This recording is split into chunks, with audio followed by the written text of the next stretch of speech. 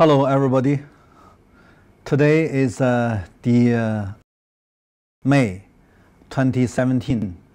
Let's have the lecture on the 10th cyclical crisis.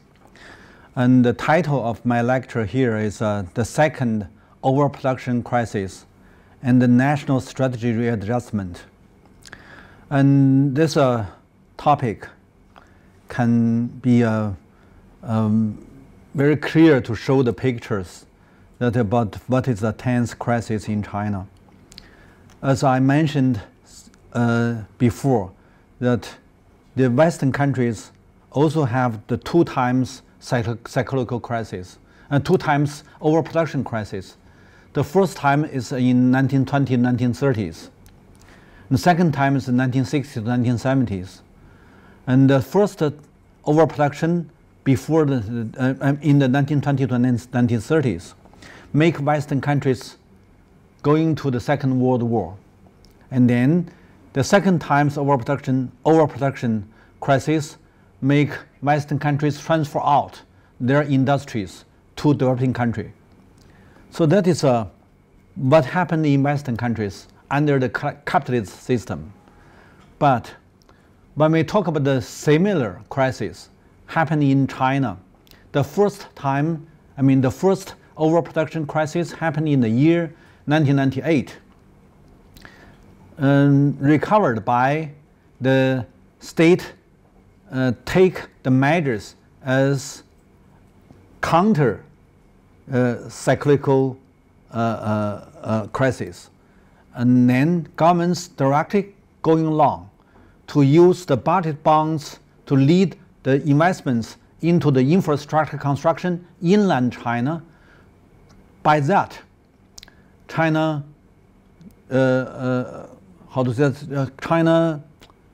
passed the overproduction crisis.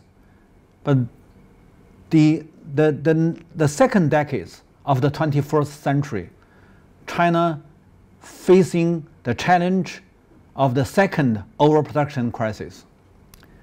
This time, in the second decades of 21st century, can China still have the opportunity to pass such kind of overproduction crisis? That is the question. So let's see what happened. And first, let's read Karl Marx. And his words is very clear to give the awareness to all the people that you should know what is the trends, what is the regulation. You may know that the national debts nowadays is very popular in any developed country, including of China. The national debt has given rise to joint stock companies, to de-aligning in negotiable effects of all kinds, and to agility in a world to stock exchange, gambling, and the modern bankruptcy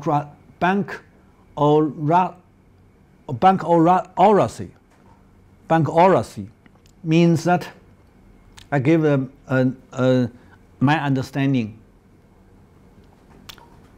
And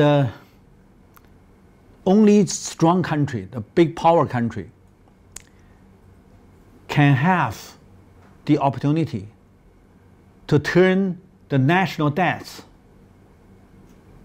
into the assets, but need to combining the central bank issuing more liquidity, more currency to buy the government's debts. And these are 2 hands to enlarge the credit, turn the credit into the bubble assets, bubbling.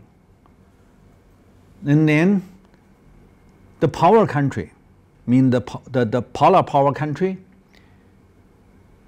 can make his military expense into the debt assets and absorb overseas investments as FDI flow in their bonds market.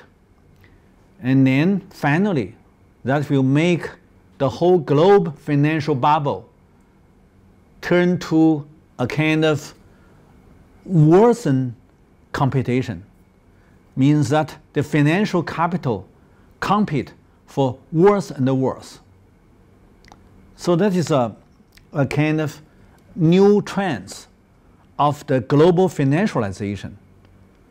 So we should pay attention to such kind of trends, and then to try to find the alternative, and then to protect the people themselves.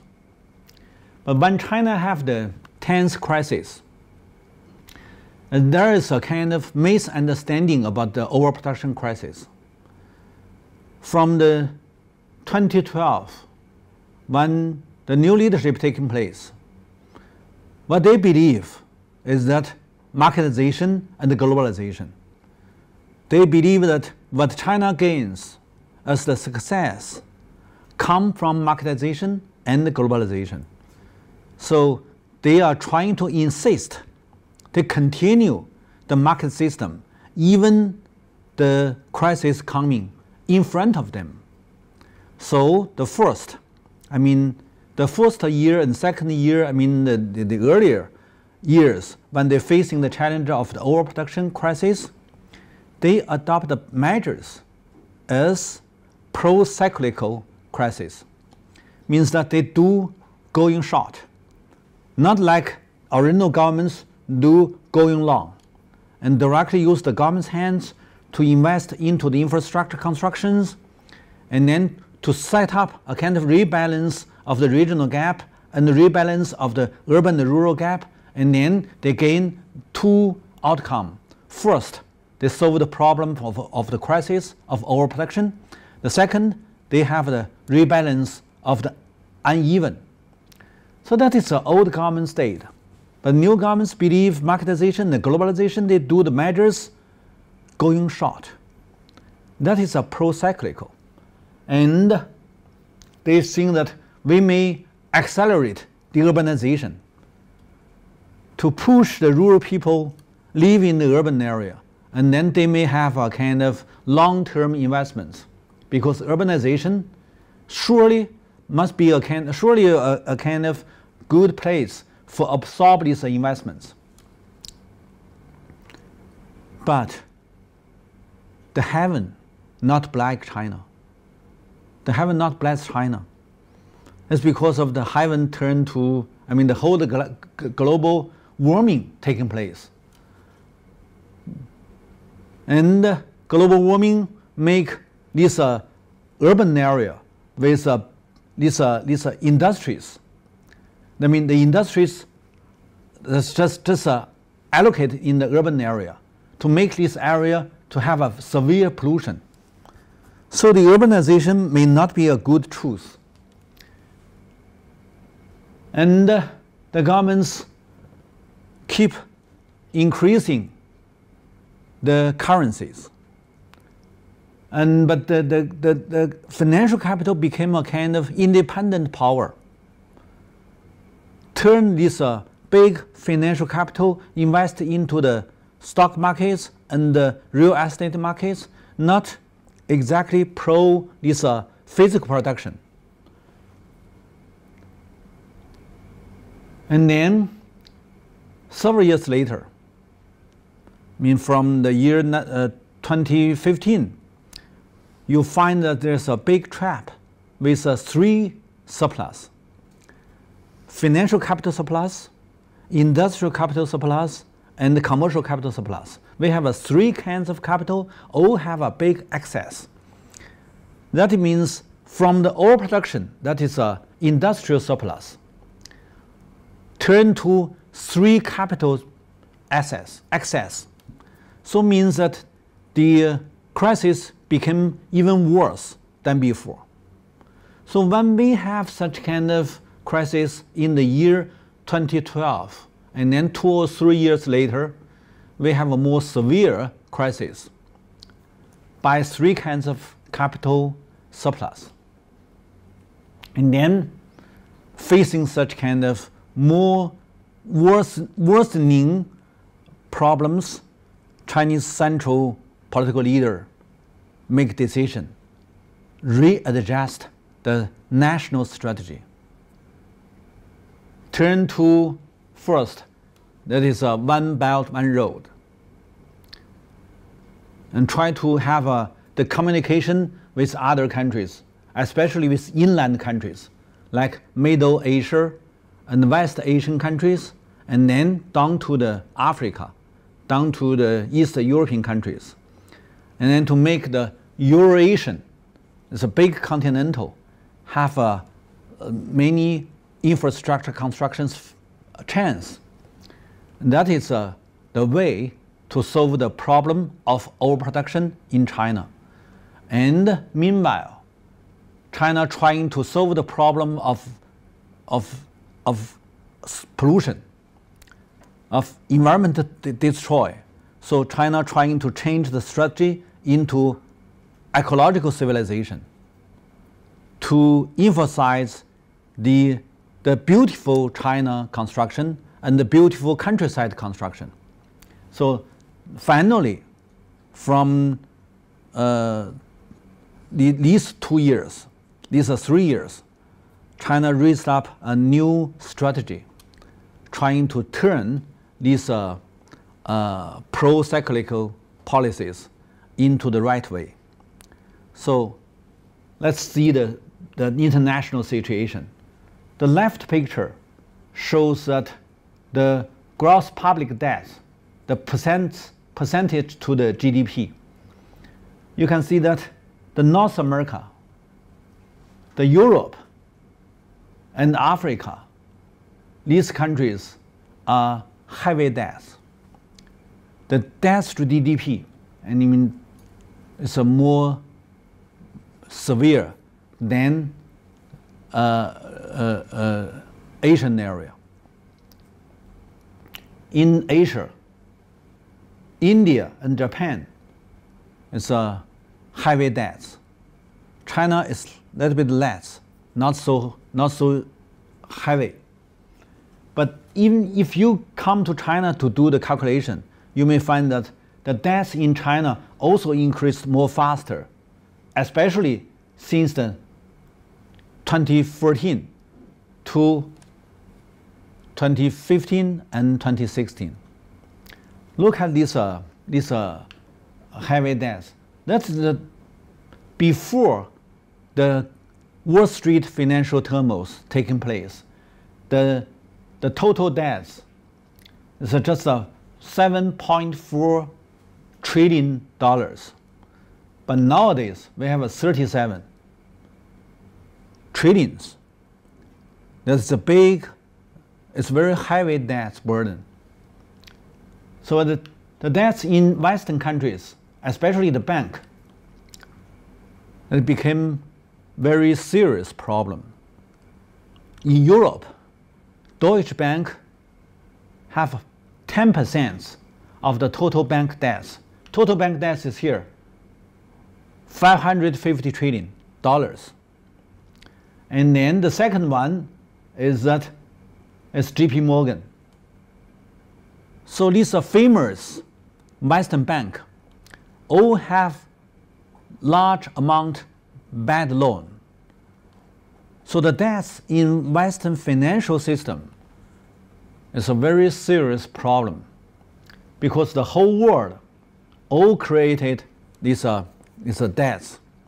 So the debts to GDP means that most of these countries, they have GDP, but many rely on more debt. So nowadays, if you do your analysis, you can find that Western countries not only have their so-called modern life rely on the debts, increase the debts, but also they have their modernized military force also rely on the debts. Whatever they have, based on big debts. So that is a debt economy. just like the first page Marx talked about, the national debts finally will turn to the bankocracy. That is a kind of financial fascism.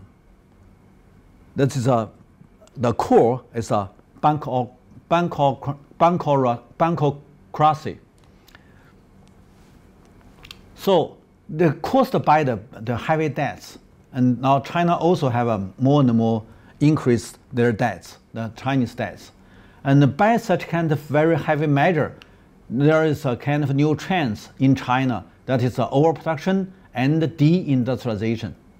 Here to show that since the year 2012, now since the year 2009, when the global crisis happened, it started deindustrialization, but more severe since the 2012. That is a very sharp decrease, and then until now.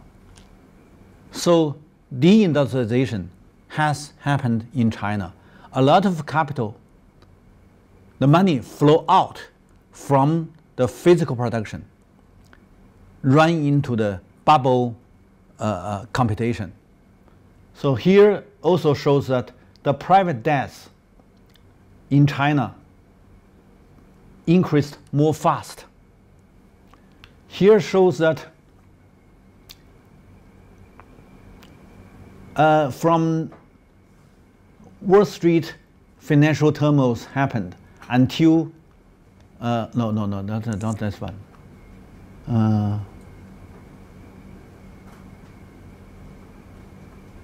Yes, that is the year, and then these are the data to show that the electricity, the transportation, and the exports, and the iron production, so all are downgraded these years since the Wall Street financial turmoil. And then here is a GDP, debt to GDP percentage in the world. You can see that it's a world phenomena, not only China. So caused by the global crisis, debt crisis, caused by the overseas demand decreased year by year. So deindustrialization happened in China as a trend. And then facing the challenge of the second overproduction crisis, and Chinese governments take the measures as pro-cyclical crisis, and then to do the readjustments to reduce the industrial production. Here it shows that in the year 2010, China grew up more faster than US to be the top 1 industrial country. That is 2010. And then you can see that because of the overseas demand decreased, so almost most of these main products of industry have excess industrial capacity. So if here to show that if the percentage lower than 79 means that it's overproduction. So here is many products lower than 79. So only one thing, that is paper, and the paper production higher than 79. Others all are lower than 79. Means that iron and cemento and oil processing and glasses and a lot of industrial production facing the challenge of overproduction. So there are 19 industries have the lower than 79. I mean, they're so-called overproduction in 19 industrial sectors. And then there is also very serious pollution. Here is Beijing. Here is also Beijing. And then people, when they want to have some movements, they got to stand so severe pollution. Here is also in Beijing. And then if you look at the air pollution, you can see that this is the map to show that most of this air pollution that's happened in coastal area and East China is because this area is urbanization and industrialization all are in east part of the China. So, and then here is the industrialized agriculture. The more you carried out industrialized agriculture, the more you have a severe pollution. So here shows that we have a more than 0.7 billion pigs every year, and also have a 13 billion poultry, and we also have a 0.57 billion sheep and goat, and we have the cattle is 150 million. So we have many animals feed and then have a big number of the manure, the feces. So these animals not only give a large amount of the pollution, but also need large amount of the grain. And so that is China produce a lot of grain for feed these animals. And then the land also polluted. So you use a lot of chemical fertilizer and poisons to the land. And then this is make the land also polluted. So the air pollution and land pollution all became the area pollution. The area pollution could hardly be solved by the techniques and by other facilities, except you change your production. So industrialized agriculture can have large amount of the products, but the more products you have, the more pollution you have. So both industries and agriculture in China now all need to change the production styles, change the production, change the whole of the production. You can solve the problem of this severe pollution.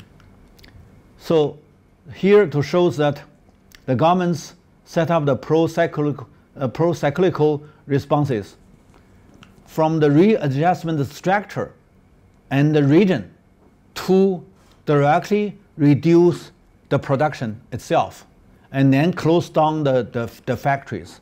Now there's thousands factories and workshops now closed down in coastal area, in this pollution area.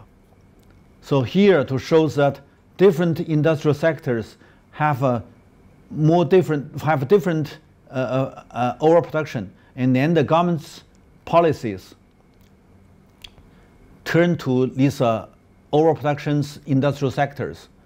And originally it's a readjust the structure, and then for the region readjustment, and then to control the production itself, and then to close down the factory.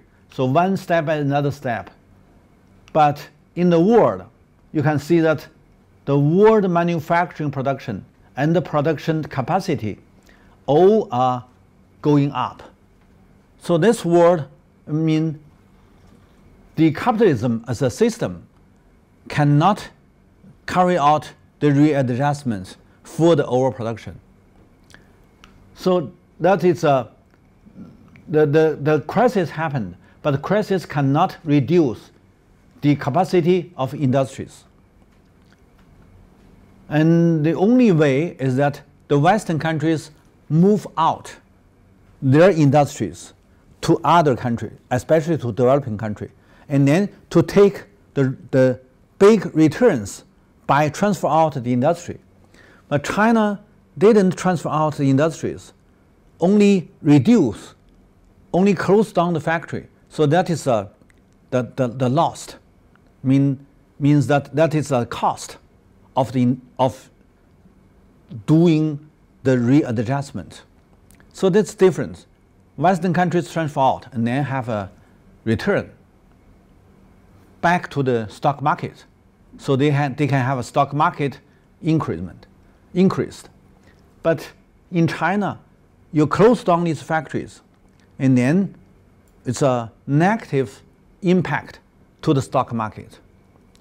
So if you do the comparative study, you can find that in United States and in London or in Frankfurt or in Tokyo, these stock markets still maintain stable and even going up. But if you do the study in China, you'll find that since China do the readjustment of industries, the stock market decreased. You can see it here.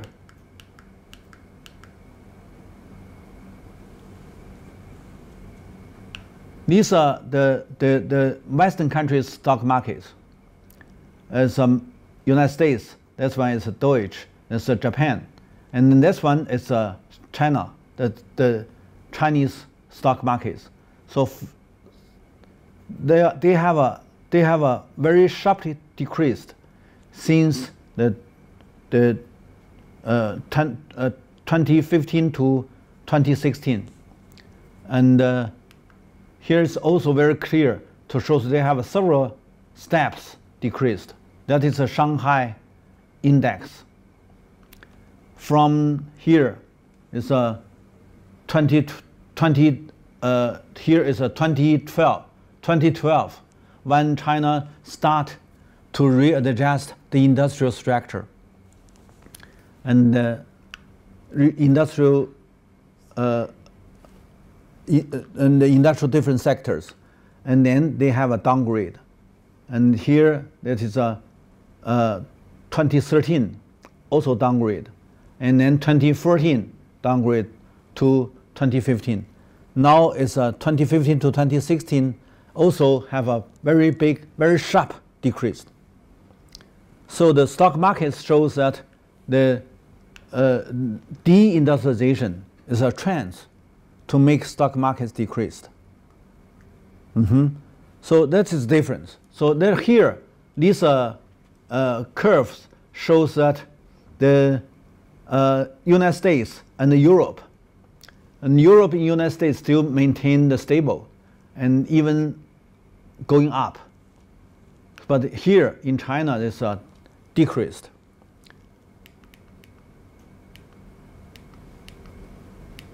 So when this money, this big financial capital out of these industries, out of the physical production, where is money gone? The money went to real estate markets. So you can see from the 2012, the real estate price increased more fast, and until this time to 2015, when the stock markets decreased more sharply, large amount of the money flow out from stock market, going to the real estate markets, and then to make this price, real estate market price, increased more faster than before. So you can see that from the 2010, the price doubled. And then from 2015, just 1 year, it's almost half increased. So the capital flow, the financial capital need to have the room to invest.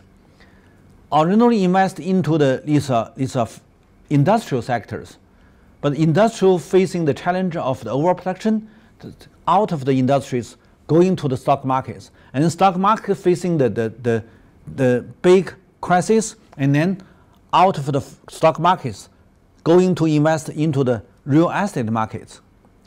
Until now, all are surplus. Financial capital is a big surplus. Where they can go, that is a big question. So here shows that the total amount of the real estate market is increased bigger and bigger, and then mainly by the domestic investment. These are 20% from overseas investments, 80% from the domestic capital, means that domestic financial capital enlarged. Originally it's 27. So that is the year 2012 to 2013. Now here is the year of 2014 to 2015. So these are two pictures to show that the domestic financial capital became bigger and bigger. They need to have the room to invest. And then here, that is also shows that the price increased. And then here, it shows that from 2010 to 2011, it's increased much high. I mean, the investments invest into the real estate construction increased very fast, and more faster than GDP. So when GDP decreased, that is also decreased, but the total amount is still be very big. Here, that the third one is, I think that we need to pay attention to the financial capital to be the independent force. More and more independent. Originally, financial capital served the physical production. But in the first decade of the 21st century, these big state-owned banks all become the public and go to the public in Shanghai or Shenzhen or Hong Kong, and became shareholder system.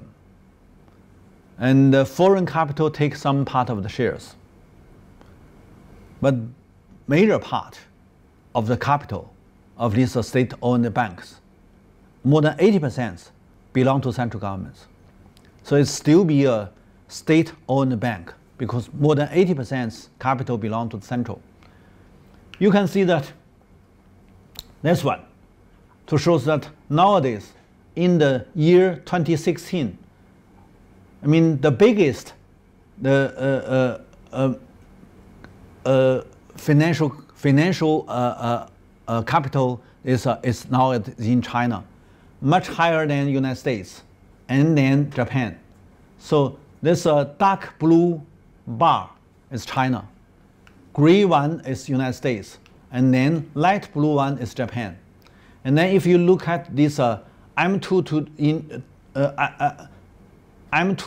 increase, you can see that the M2 increase even also from the 2012 increased much faster than US, than EU, than Japan.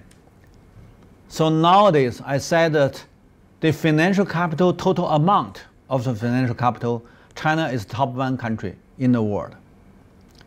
And if you read this one, also very interesting. These are the top one, top two, top three, top four, top five. These are 5 big banks. Only one is US, JP Morgan. Others all are Chinese banks. So the first bank in the world, this is the capital, is ICBC.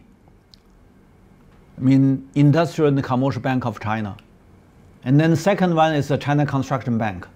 And then the first one is Bank of China. And the fifth one is Agro Bank of China, ABC.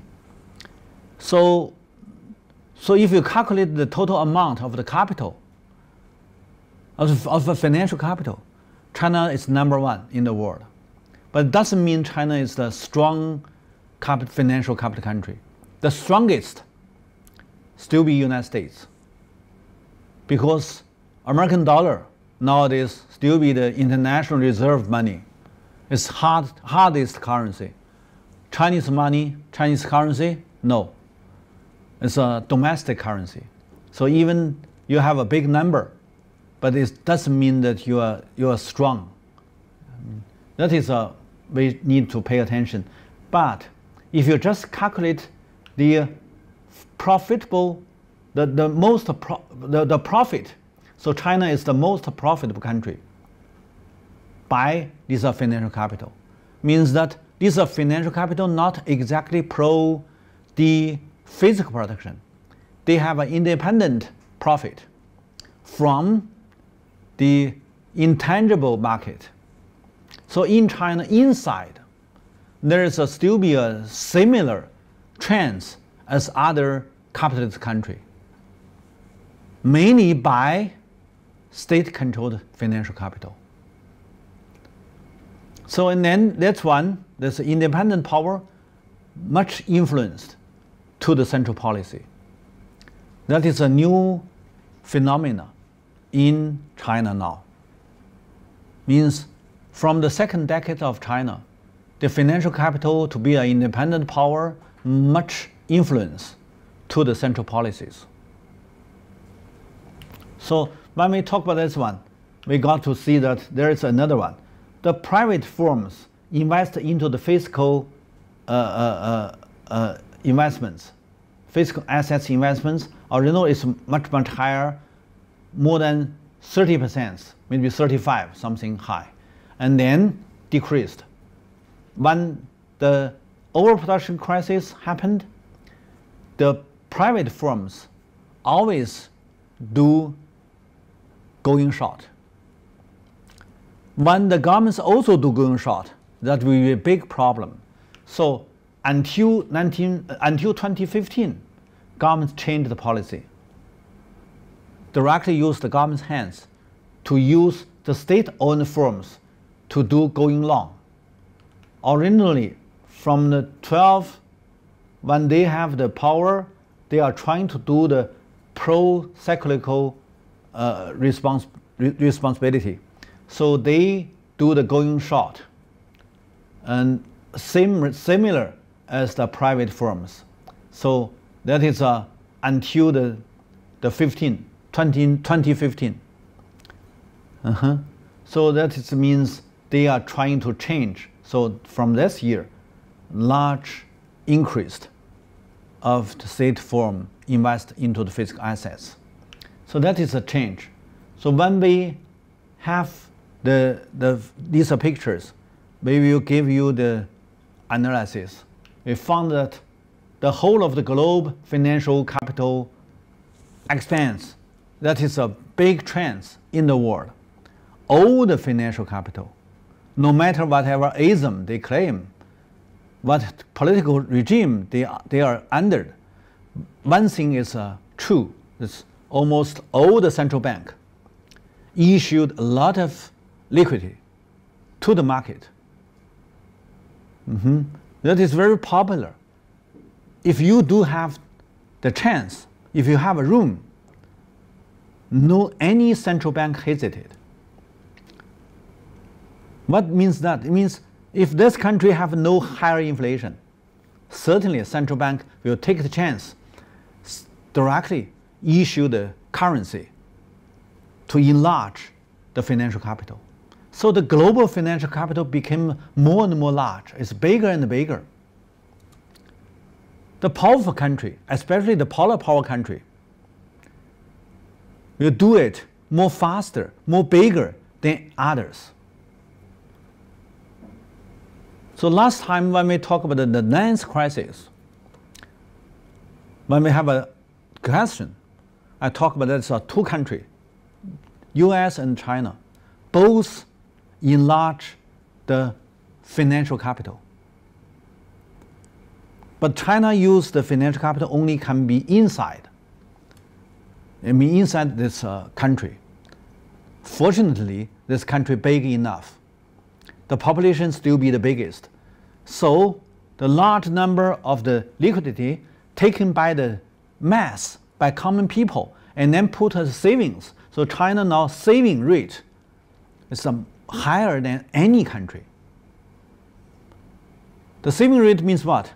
Means the bank can use the savings as the financial capital to invest and then to take return. So that is why I gave you these data to show that the profit in China will still be high. And these state banks, no matter it's state bank or private bank in China, the bank have a lot of returns. So the bank expands, and the employees enlarged. More and more people would like to join the bank. And also, look this one, the change in profit shares. Here, China also very high. So not only China became the world big bank, big financial capital, also Chinese financial capital can have a profit. So that is why I emphasized the financial capital in China became more and more independent power, bigger and bigger, and also influence the central policies.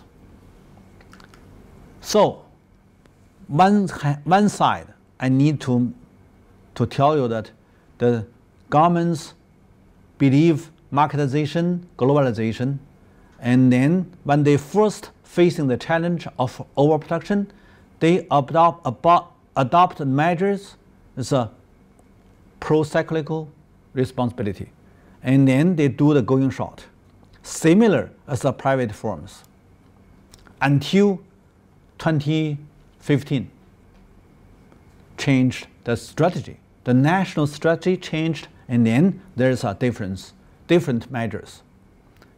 And second, I need to tell you that I don't want to say it's a negative or a positive, but I have to tell you what is the phenomena.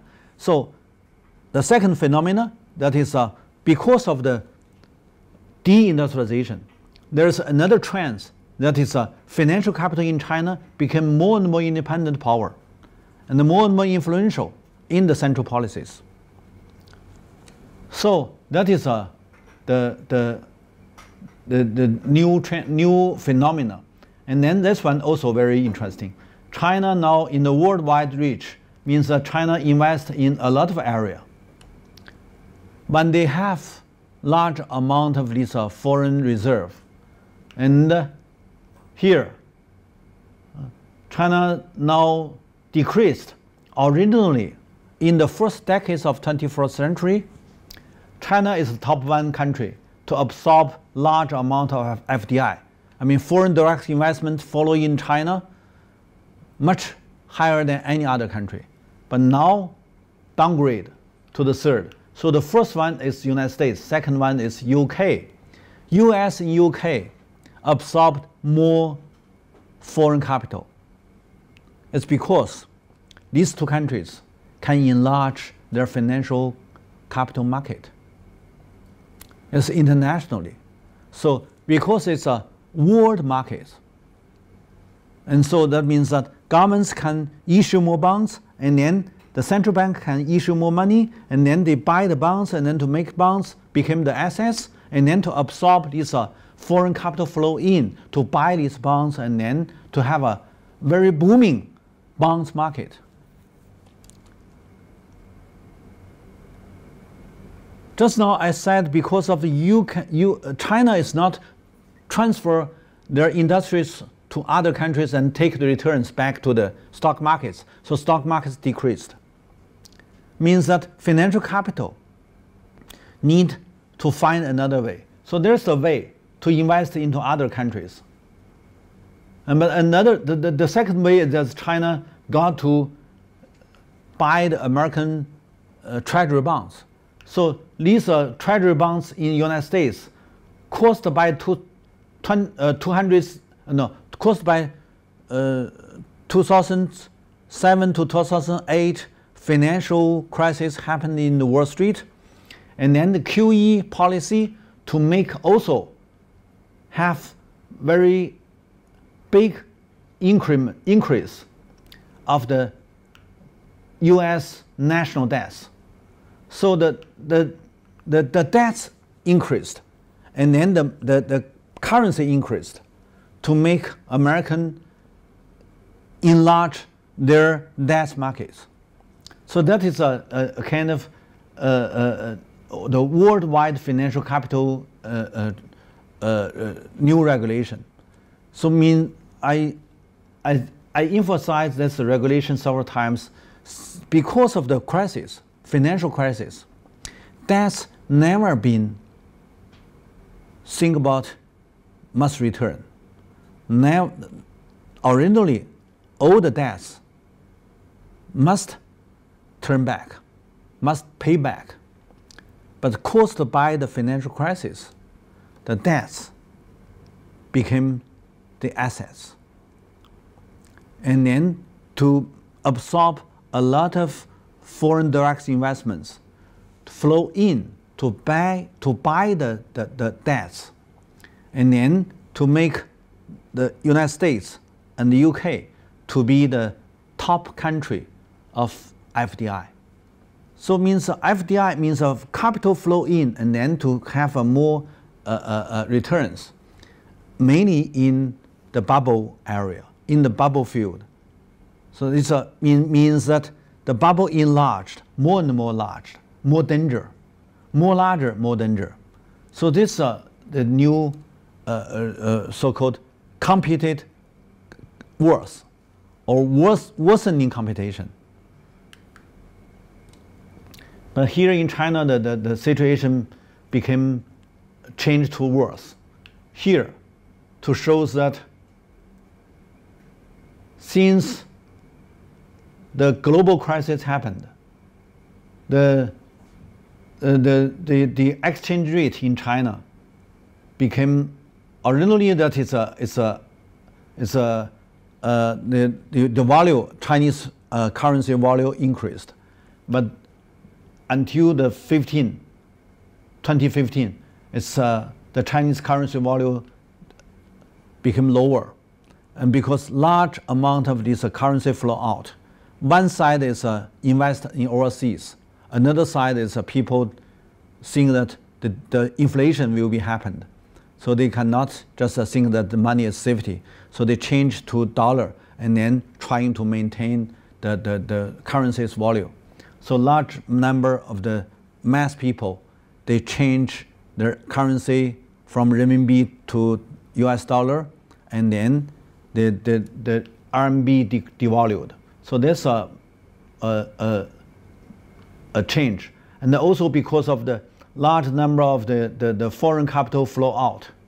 So look at here, from the 2008, the foreign capital flow out increased very fast. So sharply increased. And then the inflows means that the foreign capital invest in China also increased, but not so fast as outflows. So now here in the year 2015, it's matched together. So from here, this year, 2015, there will be no new added foreign capital flow in China. So that is also the year of the devalues of Chinese currency. So here shows that the trade surplus originally is increased until 2008-2009 decreased, and then remain low level. So the 2015 to 2016 is decreased again, and trade surplus decreased, and foreign capital flow out means that the foreign reserve in China decreased. So here to show that foreign reserve from 2014, 2015, and then 2016 is all decreased. When the foreign reserve decreased, the Chinese, the local currency is based on how much foreign reserve you have, and then you can you can evaluate your local currency. But when the foreign reserve, especially the dollar reserve, decreased, I mean the local currency also followed to have a decrease. So these data shows that when the Chinese economy merged into the global financialization, there's a two account, capital account and the current account, all decreased. Originally, all have a big surplus, now became a little bit deficit. And when these two accounts have a surplus, the RMB against this foreign capital flow in China have issued more than before. But when this paper money issued, and then the two account decreased, and then this money became a surplus financial capital. So, and then caused by such kind of change, there is a kind of fighting in China. It's because 2015 to 2016, just 2 months, and means here, the governments use large amount of the foreign reserve, invest into the exchange market, the foreign exchange market, and to try to block the capital flow out. And meanwhile, the governments adopt some measures to control the internal exchange. So, and finally, 2 months later, the exchange rate became stable, and the foreign reserve re-increased. That is in the year 2016, second month, little bit increase. So here to show that when China financial capital became more and more independent, there are many things happened. It just a start. I mean, the 2015 to 2016, this battle just start. You can see a lot of fightings will follow this newly independent financial capital, and a large number of the financial power now more and more controlled by this interest group, by these private sectors. And then they all want to use this financial capital as a kind of tool, as a kind of measure, as a weapon to take more profits. And they also want to influence the policies. So that is a very interesting new phenomena. And here I just gave this picture. So I don't want to repeat, but anyway, to show that here, the Asia, except Japan, Japan is here. The Asia means mainly is in China, increased also bigger. Originally, that is just the beginning of 21st century is 5%. Now, in 15 years later, it's 15%. And here just I have gave you the explanation about downgrade of the Shanghai stock market. But when China trying to have their new strategy, they first to set up the Asian Infrastructure Investment Bank. That is when the first they signed the commitment, and then they start their work from the 15 to 16, 2015 to 2016, and then they have their a lot of countries join this Asian Infrastructure Bank, and then these countries join the bank, and then to make the Asian Infrastructure Investment Bank more bigger than Asian Development Bank. Asian Development Bank controlled by Japan, Asian Infrastructure Investment Bank controlled by China. So there is a kind of new financial capital competition in Asia area. And here, to show that new driver of Asian growth means that China now have more and more investments into the border countries to help the Asian countries, to help the whole Asia area have a new growth. So here to show the different investments. in different area. Now, let's talk about the state strategy readjustment. When we have understood what is the overproduction, what is the new financial capital independent growth, when we have the knowledge about three surplus, means three kinds of capital all have a surplus problems. When we have this concept, we will know that in these years, especially since the year 2015, China have several new strategy as readjustment.